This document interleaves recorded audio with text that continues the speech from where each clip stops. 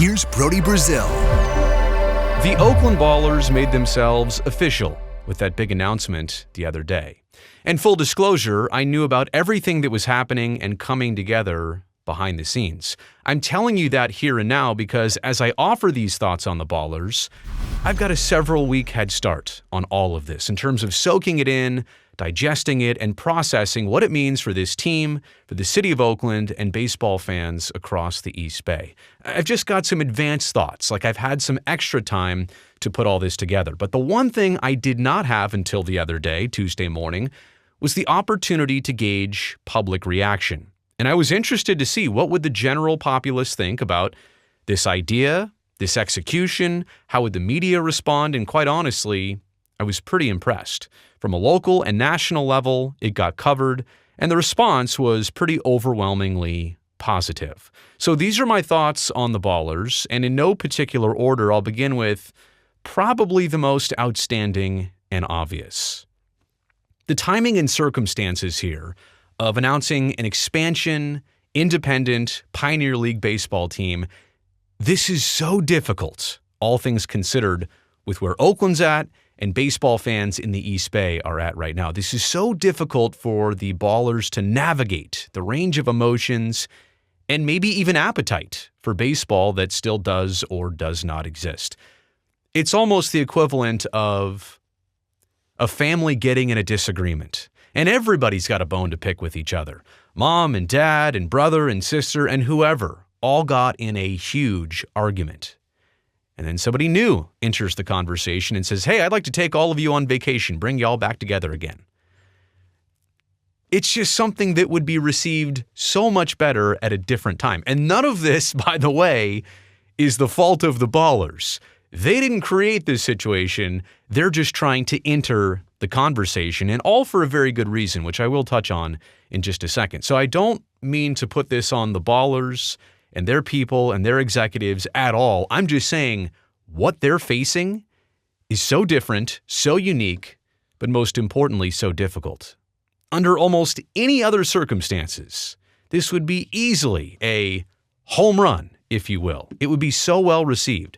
But because of all the extracurriculars going on, this is a difficult task to try and pull off and satisfy everybody and have everybody on the same page and understanding, and maybe even to have everybody appreciating. So their entry into all of this is about as tough as it gets. But the approach is genuine. I got to talk to Brian and Paul, the co-founders of all of this. It was their idea. They literally started it this past summer as their favorite Major League Baseball team was going through about as much turmoil as you could ever imagine. This was all done, in my opinion, with Oakland's best interest at heart. And nothing more. This could have been somebody trying to come in and make a buck or capitalize on a market that's now open in some way, shape, or form. But in my opinion, this was done with the community's best interest. And we'll find out. Let's see how it plays out. Obviously, it'll need to stand the test of time, but from the conception and idea phase alone and the first initial steps of execution, I really like how they're going about things. I do believe here that the approach is genuine. So even if you don't know how to feel about it yet, understand it comes with really good intentions, at least from my perspective. I also understand the first inclination and the easiest thought for most fans already and right now is that, this is supposed to be a replacement for the Oakland A's. But then you start to do the math and say replacement, it's minor league baseball, it's not even a minor league level of baseball, it's an independent baseball league, there's no built-in rivalries, there's no players you've really ever heard of. And so it's not a replacement. I think that needs to be understood. And like I said before, I've had extra days and weeks to process all of this, to put it in my head, to have it kind of be blended around for a second. This is not a replacement of what potentially might be lost from the Coliseum in over 5 decades of A's baseball in Oakland. But give it time to see what it does turn out to be.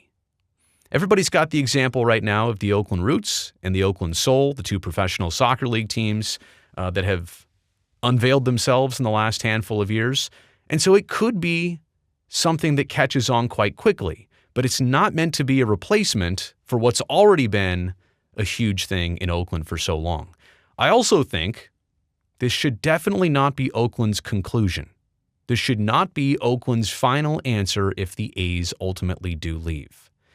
I understand the mayor is behind this, city politicians and leaders are behind this, as they should be, as a lot of us are. But to think that this is it, this is the end of the story, this is the end of the road, there won't be any efforts for anything else, I don't want to confuse these two things. Again, they're separate. And so this does not end the pursuit of Major League Baseball or keeping the A's or anything else. I think they have to be independent. This should not be Oakland's final answer for professional baseball in the city, in the town, if the A's ultimately do leave. Because for some, they might say, well, problem solved. I don't know if that's really the intention or the case here. The first year of existence for the Ballers, it will be critical. They play 48 home games on their schedule, and they're going to play in 2024 at Laney College. And some of that, well, a lot of that, likely to overlap with the Major League Baseball schedule. That's right. Could easily be 2 home games between the Ballers and the A's and the B's, separated by only a handful of miles right up and down 880. And I know what some have already said. Let's take a look at the attendance numbers on select occasions. We'll see where the support goes. But this first year, this bridge existence year, and I mean bridge where both teams will exist, and we'll see who gravitates where, how many people, but making a splash, I think, while the A's are definitely still around, we definitely know that. The Ballers and the A's will both play in Oakland this year. 48 home games that will overlap. And your first impression is always your most important one. Obviously, the Ballers have to make a good one, but I think this is the year where they really have to put themselves out there, market themselves, and hope for the best in the long term. And no doubt it'll be a challenge to entertain. The fan demographic that has been watching baseball in Oakland has been watching the highest level of baseball for 55 plus years. The Pioneer League is going to be a little bit different, but doesn't necessarily mean it's a bad thing. Doesn't need to be a negative. It's different. Again, this is not a replacement. It's something totally different, but it is a place for people to congregate, to socialize, to network, and to enjoy the ambiance of what is still professional baseball under a totally different set of circumstances. So you can't really market yourself as competing in the same way that a Major League Baseball team, any Major League Baseball team would, based on their players and who they play and all the bells and whistles that go along with the highest level of baseball.